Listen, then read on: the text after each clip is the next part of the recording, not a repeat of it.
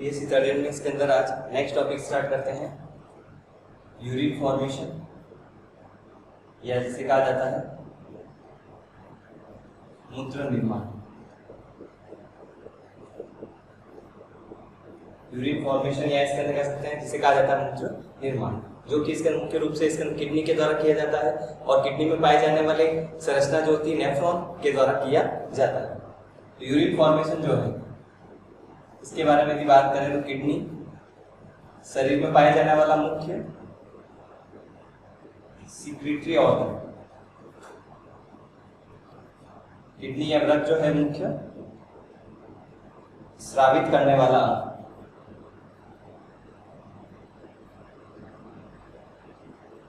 Secretory organ या जो श्रवण करने वाला हार्मोन सिक्रीट है या इसके अंदर कह सकते हैं एंजाइम सिक्रीट किए जाते हैं। तो किडनी या इसमें पाए जाने वाले नेफ्रॉन जो होते हैं ब्लड को एब्जॉर्ब करती है, ग्लूकोज है, अमीनो एसिड है, मॉलिक्यूल है, सॉल्ट को एब्जॉर्ब करती है, रीएब्जॉर्ब करती है वापस।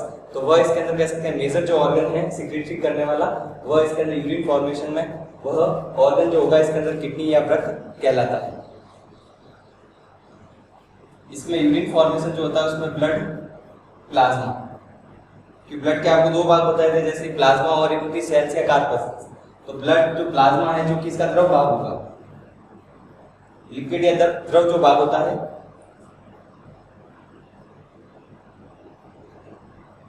तो किडनी का मुख्य कार्य क्या होगा, ब्लड प्लाज्मा जो है उसको फिल्टर करना, छानना, क्योंकि ब्लड इसके अंदर सेल्स तो इसके अंदर फिल्टर इसके अंदर कह सकते हैं इसमें से नहीं हो सकती, क्योंकि इतने छोटे छोटे पोर या छिद्र इसके अंदर कह सकते हैं इसके जो ट्यूब्यूल या नलिकाएं होती है उसमें पाए जाते हैं। तो वह इसके अंदर कह सकते हैं बड़े मॉलिक्यूल को पास नहीं होने देंगे।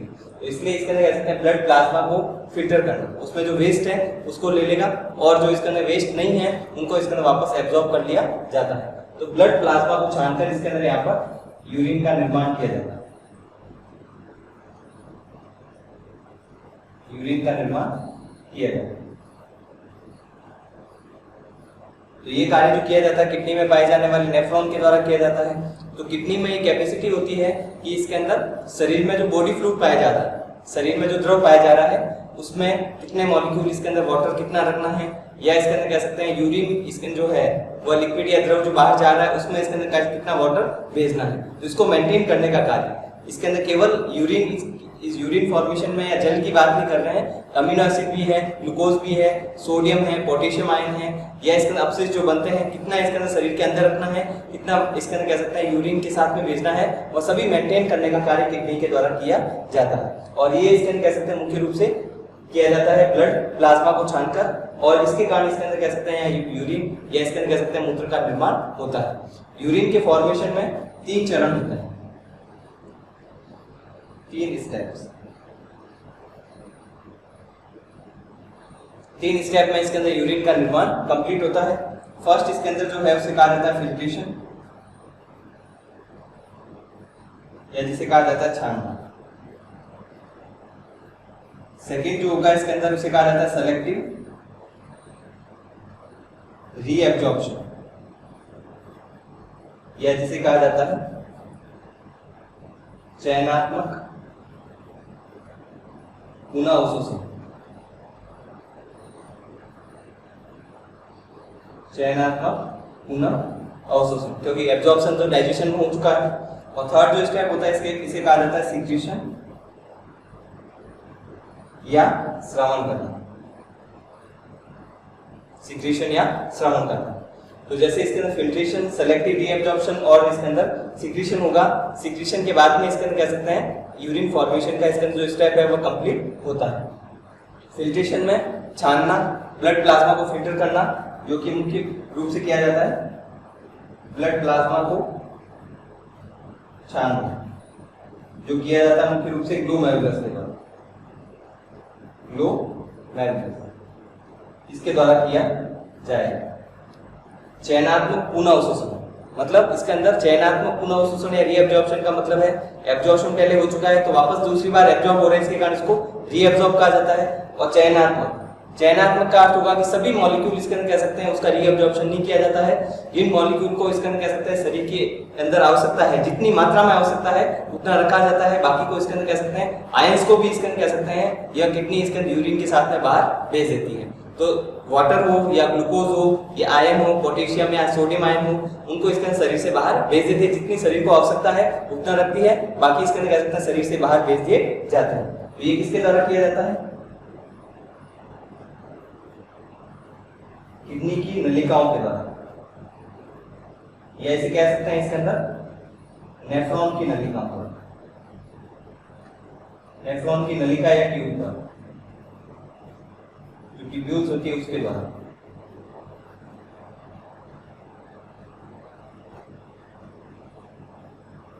नेफ्रॉन की नलिका या ट्यूब्यूल जो होती है, यह इसके अंदर चयनात्मक पुनः अवशोषण करती है। सभी मॉलिक्यूल इसके अंदर कह सकते हैं यूरिन में नहीं चले जाए, ये भी ध्यान रखा जाता है। और इसके अंदर कह सकते हैं ऐसे मॉलिक्यूल भी शरीर के अंदर नहीं रह जाए जिसकी इसके अंदर शरीर को आवश्यकता नहीं है, तो वह चयनात्मक करती है, सेलेक्टिव, सभी मॉलिक्यूल को इसके अंदर पास नहीं होने देती। और ऐसा भी नहीं है कि इसके अंदर कह सकते हैं सभी मॉलिक्यूल को शरीर के अंदर भी रख देती। सिलेक्शन इसके अंदर किया जाता है किसका अवशोषण करना है वापस, किसका नहीं करना। तो इसमें मुख्य रूप से जो चयनात्मक पुनः अवशोषण किया जाता है वो एक तो अमीनो अम्ल, ग्लूकोज, उसके अलावा इसके अंदर सॉल्ट, इसमें सोडियम भी है, जैसे पोटेशियम हो सकता है।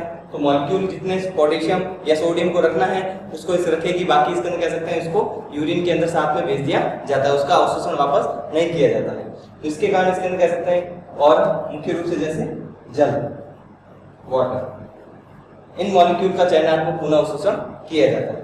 इसके बाद में सिक्रीशन या श्रवण। सिक्रीशन का अर्थ होता है इसके अंदर किडनी या इसके अंदर नेफ्रॉन की जो नलिकाएं हैं, ट्यूब्यूल है या जो नलिकाएं होती हैं, इसके द्वारा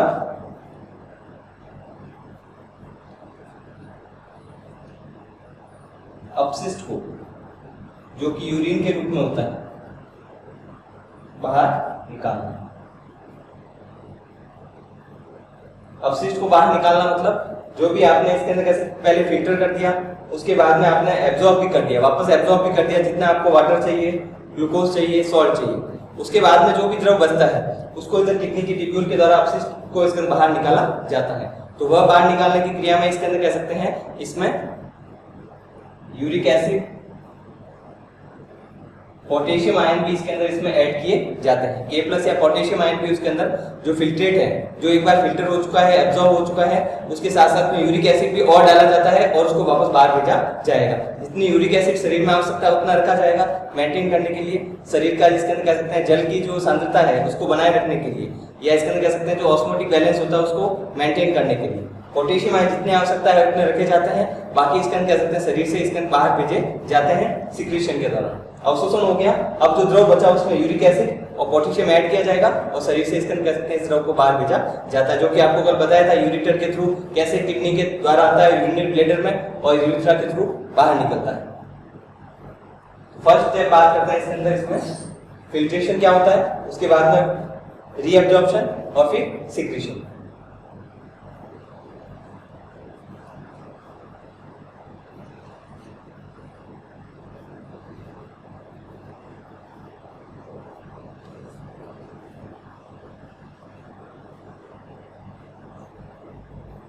फर्स्ट स्टेप है इसमें फिल्ट्रेशन या छानना।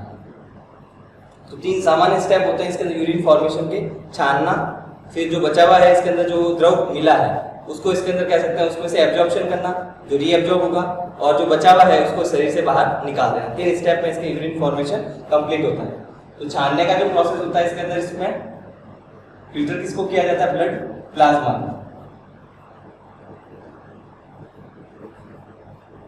फिल्टर जो किया जाता है इसके अंदर ब्लड प्लाज्मा या जिसे रक्त प्लाज्मा कहते हैं, को छानना या फिल्टर किया जाता है।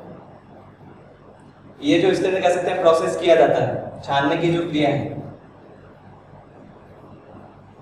वो किसके द्वारा की जाती है, बोमन कैप्सूल और इसके अंदर ग्लोमेरुलस के द्वारा, या ग्लोमेरुलस नहीं कह के ग्लोमेरुलस की मेम्ब्रेन भी कह सकते हैं, कैपेल की जो मेम्ब्रेन होती है उसके द्वारा किया जाता है। और दूसरा होता है इसके अंदर बोमन कैप्सूल, या इसके अंदर कह सकते हैं इसकी मेम्ब्रेन या झिल्ली के द्वारा। तो फिल्ट्रेशन जो किया जाता है इसके अंदर एक तो बॉमन कैप्सूल और दूसरा ग्लोमेरुलस की मेम्ब्रेन या झिल्ली के द्वारा किया जाएगा। किडनी जब विश्राम अवस्था में होती है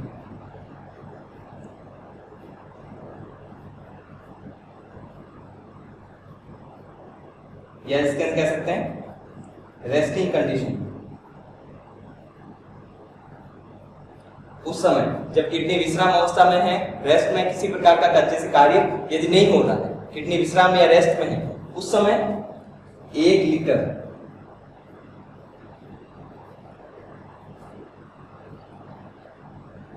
इसके अंदर ब्लड पर मिनट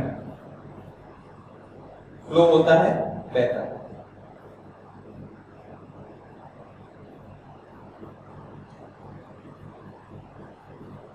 इसका अर्थ यह है कि इसके अंदर किडनी में जो इसके अंदर नेफ्रॉन पाए जा रहे हैं, किडनी में जो इसके अंदर कह सकते हैं जो ब्लड है या लिक्विड या द्रव जो आता है, वह इसके अंदर जब किडनी रेस्ट अवस्था में होती है उस समय 1 लीटर ब्लड इसके अंदर पर मिनट वहां पर बहता है, स्पीड से बहता है। तो इसमें इसका 1 लीटर ब्लड इसके अंदर मतलब टोटल 6 लीटर पाया जा रहा है। तो कितनी बार आप सोच सकते हैं कि वो किडनी के पास में ब्लड आता है, लेकिन वो सभी इसके अंदर ब्लड जो पाया जा रहा है या इसके अंदर किडनी के पास में आ रहा है, उसमें से केवल उसका 0.5 या 0.7% ही इसके यूरिन के रूप में बाहर निकाला जाएगा। बाकी सभी मॉलिक्यूल को इसके अंदर वापस भेजा जाता है या उसका पुनः अवशोषण किया जाता है। 99.16 या 99.25% जो होता है इसकी एक्यूरेसी होती है। उसमें से इतना ब्लड जो है वह इसके अंदर कह सकते हैं वह वापस इसके अंदर कह सकते हैं पुनः अवशोषित किया जाता है।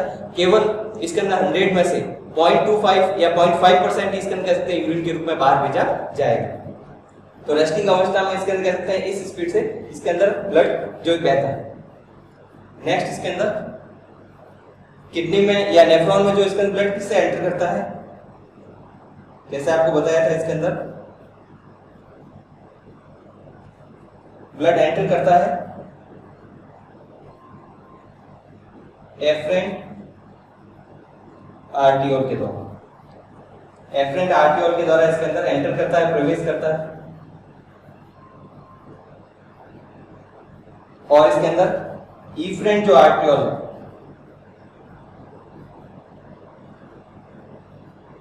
इसके द्वारा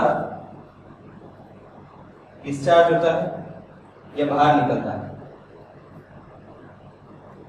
तो नेफ्रॉन में इसके अंदर जो ब्लड आता है इसके अंदर रीनल इसके अंदर आर्टरीज या वेन्स के द्वारा, जो आर्टरीज के द्वारा ब्लड आएगा तो एंटर किससे करता है, इसके अंदर आर्टरीज आगे धमनियां जो होती है, आगे इसके अंदर एरोटा से आता है, वेंट्रिकल से होकर एरोटा, एरोटा से आर्टरीज जो होती है उसके द्वारा आता है, आगे आर्टियोल होते हैं उसके द्वारा इसके अंदर किडनी के पास आएगा। तो आर्टियोल जो होते हैं इसके अंदर जैसे आपको बताया भी गया था इस प्रकार से जो कप से की इसके अंदर संरचना है, यहां पर इसके अंदर कह सकते हैं पाए जा रहे हैं ग्लोमेरुलस।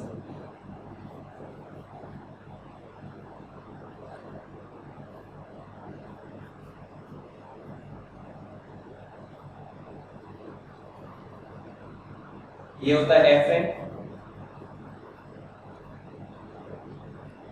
आर्टियोल्स और ये होता है इफरेंट। इफरेंट और एफरेंट आर्टियोल तो इसके अंदर अंदर प्रवेश करता है, आता है जैसे एफरेंट से और बाहर किससे निकलता है, इफरेंट से, या बाहर निकलना है डिस्चार्ज होगा। तो इसमें ये भाग हो गया ग्लोमेरुलस, ग्लोमेरुलस भाग होता है। तो यहाँ पर इसके अंदर कह सकते हैं एफरेंट जो आर्टियल होता है उसका डायमीटर ज्यादा होता है, इसका डायमीटर ज्यादा होगा, और इसका इफरेंट जो होता है उसका डायमीटर कम होता है। तो इफरेंट इसके अंदर कह सकते हैं आर्टियोल का डायमीटर या व्यास कम होने के कारण उससे क्या फर्क पड़ेगा, एक तो इसके अंदर कह सकते हैं पाइप जिससे इसके अंदर पानी आ रहा है वह चौड़ा है तो ज्यादा पानी आएगा, एक जिससे इसके अंदर बाहर निकल रहा है उससे इसके अंदर कह सकते हैं उसको संकरा है या नैरो है इसके अंदर, या उसकी इसके अंदर मोटाई कम है, तो वह इसके अंदर कह सकते हैं वहां से जो पानी इसके अंदर निकलेगा वो स्पीड से नहीं निकल पाएगा, धीरे निकलेगा, क्योंकि इसके अंदर कह सकते हैं इसका डायमीटर कम है और यहाँ पे डायमीटर ज्यादा है। एफरेंट का ज्यादा होता है क्योंकि ये किडनी हार्ट से ब्लड लेके आ रही है तो ज्यादा मात्रा में आना चाहिए, बाहर निकल रहा है तो यहाँ पर संकरा होता है या कह सकते हैं नैरो होता है, डायमीटर कम होता है। इस कारण इसके अंदर कहा जा सकता है कि इसके इफरेंट आर्टियोल के संकरा होने के कारण या नैरो होने के कारण यहाँ पर इसके अंदर एक प्रेशर डेवलप होता है जिसे कहा जाता है ग्लोमेरुलर हाइड्रोस्टैटिक प्रेशर, या जिसे कहा जाता है ग्लोमेरुलर द्रव स्थितिक दाब, जो कि इसके अंदर कह सकते हैं इफरेंट आर्टियोल के संकरा या नैरो होने के कारण उत्पन्न होगा। तो जैसे इसके अंदर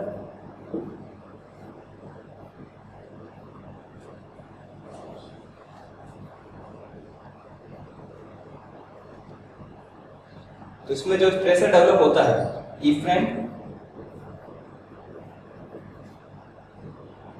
आर्ट्रियोल के संकरा होने के कारण नैरो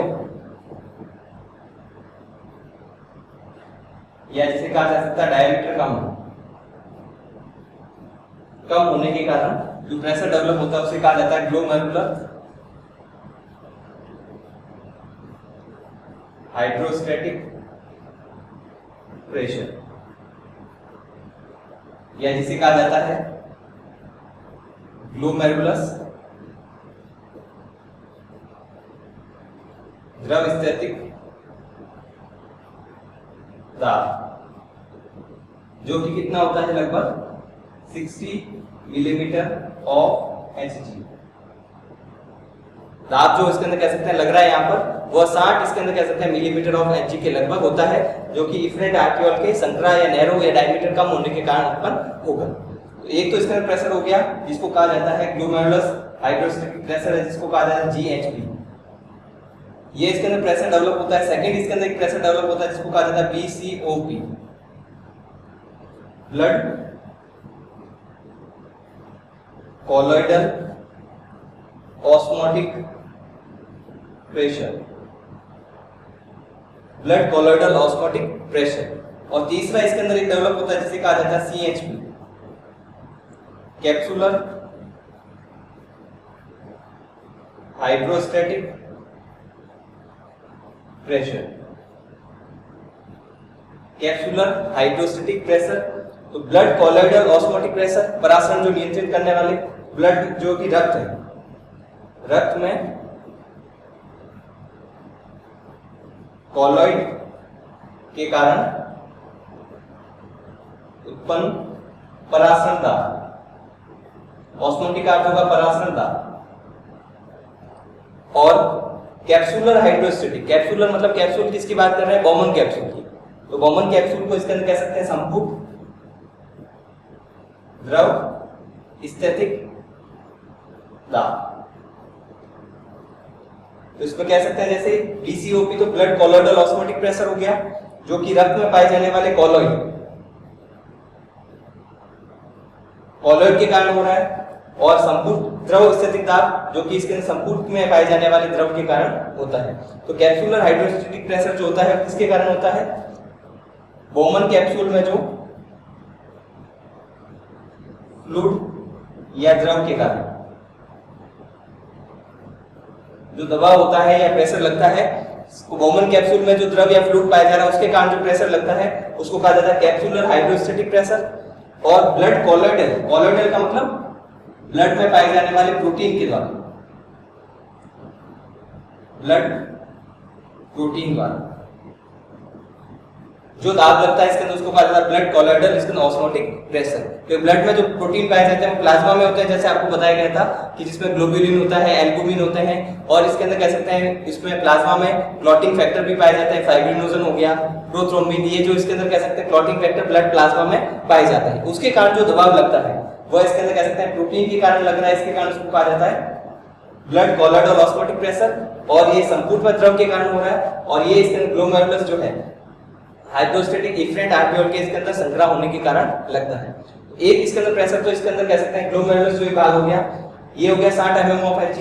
BCOP या ब्लड कोलॉइडल वाला जो होता है इसके अंदर वो होता है 32 mm ऑफ Hg, 32। और जो कैप्सुलर हाइड्रोस्टैटिक प्रेशर है वो होता है 18 mm ऑफ Hg। तो तीन प्रकार के प्रेशर इसके अंदर कह सकते हैं यहाँ पर है। ब्लड इसके अंदर कह सकते हैं जो किडनी से या किडनी के पास में हार्ट से जो ब्लड आ रहा है उस पर इसके अंदर लगता है। लेकिन अपने को जैसे ग्लोमेरुलस आपको पता है ये संरचना होती है, ये बोमन कैप्सूल होता है। ब्लड जब तक इसके अंदर कह सकते हैं इसमें एंटर नहीं करेगा तब तक यूरिन का निर्माण नहीं हो पाएगा, क्योंकि यहाँ से इसके अंदर कह सकते हैं समीपस्थ कुंडलित नलिका में, फिर लूप ऑफ एनले में जाएगा, दूरस्थ कुंडलित नलिका में जाएगा, फिर कलेक्टिंग डक्ट से होकर इसके अंदर यूरिटर के थ्रू इसके अंदर पेल्विस में जाएगा, पेल्विस में जाएगा, उसके बाद में इसके अंदर कह सकते हैं यूरिटर से होकर वह यूरिनरी ब्लैडर में जाएगा, तब इसके अंदर कह सकते हैं वहां पर, या कह सकते हैं इस भाग से आगे इसके अंदर जब तक नहीं जाएगा लूप ऑफ एनले में, समीपस्थ दूरस्थ कुंडलित नलिका में, तब तक यूरिन का निर्माण या मूत्र का निर्माण नहीं होगा। तो ये इसके अंदर कह सकते हैं यहाँ पर इसको एंटर करवाने के लिए विभिन्न प्रकार के प्रेशर या दबाव लगते हैं। तो जो प्रेशर इसके अंदर कह सकते हैं 60 mm ऑफ Hg है वो एक तरफ से लगता है, और जो होते हैं 32 mm ऑफ Hg, और जो कैप्सूलर होता है, मतलब यहाँ पर इसको इस प्रकार से समझ सकते हैं, एक तरफ इसके अंदर आपके प्रेशर जो लग रहा है इसको इस प्रकार से जैसे बता सकते हैं,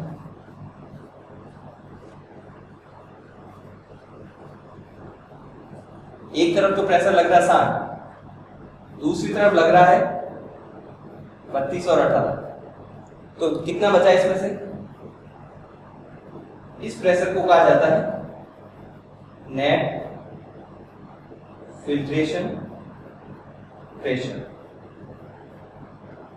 क्योंकि जैसे इसके अंदर बात करें 3 प्रकार के प्रेशर, जैसे 60 जो लग रहा है एक तरफ से लग रहा है, बाकी जो लग रहा है विपरीत दिशा में अपोजिट डायरेक्शन में लग रहा है, तो इसके अंदर कह सकते हैं 60 एक तरफ लग रहा है, दूसरी तरफ 50 लग रहा है, तो नेट कितना हुआ 10 बच गया। तो 10 जो इसके अंदर प्रेशर होगा वो इसके अंदर कह सकते हैं इसके अंदर फ्लूइड को या द्रव को या ब्लड में जो प्लाज्मा होता है उसको इसके अंदर नेफ्रॉन के अंदर प्रॉक्सिमल कॉन्वोल्यूट ट्यूब्यूल की तरह इसके अंदर कह सकते हैं दबाव डालता है। क्योंकि दबाव क्यों डालेगा? क्योंकि इसके अंदर यह द्रव है जहां दबाव इसके अंदर कह सकते हैं उच्च दाब से निम्न दाब की ओर जाएगा, हाई प्रेशर से लो प्रेशर, तो बाहर 10 है अंदर कुछ भी नहीं, तो इसके अंदर कह सकते हैं अंदर प्रवेश करेगा।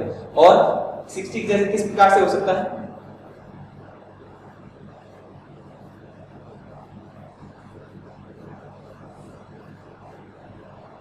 इसको ये डायग्राम के द्वारा समझे, जैसे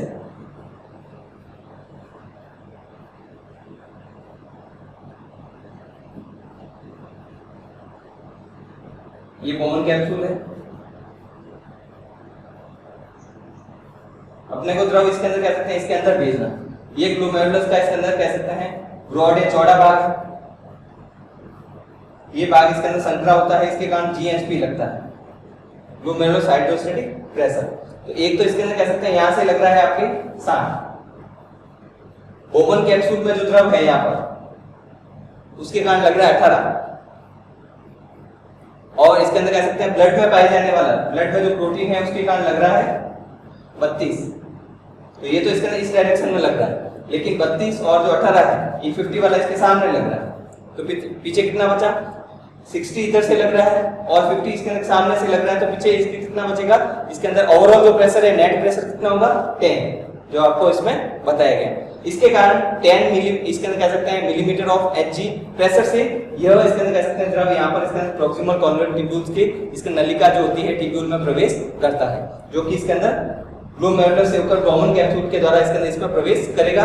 10 मिलीमीटर ऑफ Hg जो प्रेशर होता है इसका, क्योंकि यहाँ पर जो एक प्रेशर लग रहा है वो इसके अंदर इस डायरेक्शन से लग रहा है, दो प्रेशर जो सामने से लग रहे हैं जीएचपी तो इधर से लगता है, ब्लड कॉलॉइडल वाला जो है प्रोटीन के कारण जो लग रहा है वो सामने से लग रहा है, और जो कैप्सूल में जो द्रव है उसके कारण जो लग रहा है कॉमन कैप्सूल या कॉमन संपूर्ण में जो द्रव है उससे लग रहा है वो विपरीत दिशा में लग रहा है। तो ये तो 60 है और ये 32 और 18 है, तो नेट कितना हो जाएगा? 10 मिलीमीटर ऑफ Hg। उसको एक डायग्राम के द्वारा और समझ सकते हैं, जैसे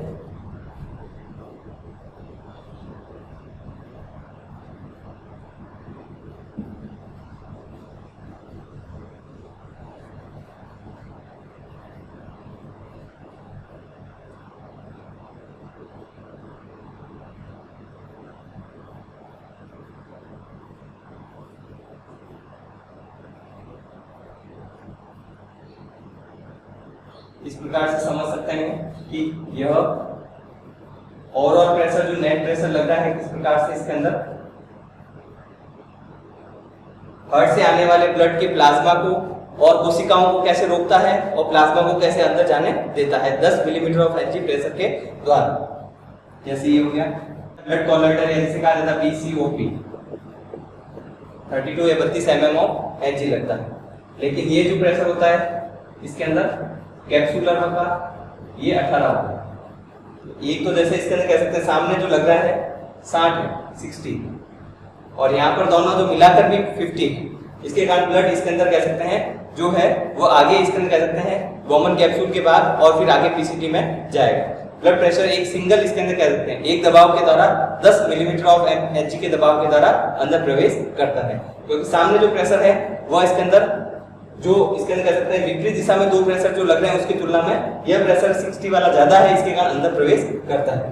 तो ये हो गया इसके अंदर कह सकते हैं जीएचपी, ईसीओपी और सीएचपी। और इसमें इसके अंदर कह सकते हैं कि 3 प्रकार के जो प्रेशर है इसके अंदर आपको बताया वो इसके अंदर मुख्य रूप से फिल्ट्रेशन करते हैं। फिल्ट्रेशन मतलब इसके अंदर जो होता है छानना, और छानने की क्रिया जो होती है इसके अंदर इसके जो ग्लोमेरुलस और बॉमन कैप्सूल के द्वारा होगी, और वो इसके अंदर कह सकते हैं ब्लड, नहीं तो इसके अंदर कह सकते हैं प्रेशर नहीं है। जैसे ये बात जो आपको बताया इसमें, यदि यहाँ पर ग्लोमेरुलस पाया जा रहा है, संकरा है और यहाँ पर चौड़ा है, लेकिन यहाँ पर यदि यहाँ से ब्लड जैसे इसके अंदर कह सकते हैं यहाँ से इसमें जाता है, तो यदि प्रेशर नहीं है, दबाव नहीं है, तो इसके अंदर ये अंदर प्रवेश नहीं कर पाएगा। तो इसको इसके अंदर कह सकते हैं अंदर एंटर करवाने के लिए यहाँ पर आगे ये जो भाग होता है डायमीटर कम रखा जाता है, संकरा होता है वैसे, और जो ब्लड आ रहा है वो भाग ब्रॉड होता है, चौड़ा होता है, डायमीटर उसका ज्यादा होता है। नहीं तो इसके अंदर एंटर नेफ्रॉन में यदि कह सकते हैं यदि नहीं प्रवेश कर रहा है तो इसके अंदर कह सकते हैं ब्लड यहाँ पर इसके अंदर कह सकते हैं अंदर नहीं जाएगा, तो यूरिन का निर्माण नहीं हो पाएगा। और इसके अंदर कह सकते हैं ग्लोमेरुलस इस प्रकार से जब ब्लड को अंदर डालता है, ग्लोमेरुलस के द्वारा ब्लड अंदर की ओर जाता है, तो एक तो ये कारण हो गया जिसके कारण। दूसरा होता है इसके अंदर कह सकते हैं ग्लोमेरुलस की जो कैपिलरी होती है इसकी मेम्ब्रेन में 3 लेयर पाई जाती है। डायग्राम के द्वारा आपको बताएंगे कि नेक्स्ट क्लास में किस प्रकार से 3 लेयर पाई जाती है, उसको क्रॉस करना होता है। उसमें से भी ऐसे मॉलिक्यूल जो बड़े होते हैं वह मॉलिक्यूल इसके अंदर कह सकते हैं इन छोटे पोर के द्वारा अंदर नहीं जा सकते, और कुछ छोटे मॉलिक्यूल होते हैं जो इसके अंदर कह सकते हैं कम इसके अंदर बाहर के होते हैं, मॉलिक्यूलर वेट जिनका कम होता है, हल्के होते हैं, छोटे होंगे तो वो इसके अंदर उसमें से आसानी से जा सकते हैं। इसमें अलग अलग मॉलिक्यूल आएंगे जो कि इसके अंदर इसमें से प्रवेश करते हैं। तो इस प्रकार से जब किडनी के द्वारा रेस्ट में आपको बताया रेस्ट कंडीशन में होती है तो ब्लड इसके अंदर कितना बहता है किडनी में, यहाँ से ये जो बह रहा है अंदर जाने की क्रिया भी नहीं बता रहा है, कितना इसके अंदर फ्लो होता है 1 लीटर पर मिनट, एक इसके अंदर कह सकते हैं लीटर पर मिनट यहाँ पर आता है, लेकिन अंदर कितना प्रवेश करता है फिल्टर रेट, या जिसे कहा जाता है ग्लोमेरुलस फिल्ट्रेशन रेट। मतलब ग्लोमेरुलस इसके अंदर कह सकते हैं जो इसके अंदर यहाँ पर पाया जा रहा है नेफ्रॉन में, वह ग्लोमेरुलस इस द्रव को कितना छानकर कितनी देर में अंदर भेज रहा है। मतलब ग्लोमेरुलस जो द्रव इसके अंदर 1 लीटर आ रहा है उसमें से कितना इसके अंदर उसको फिल्टर करके छानकर अंदर भेज रहा है, उसको कहा जाता है ग्लोमेरुलस फिल्ट्रेशन, या जिसे कहा जाता है ग्लोमेरुलस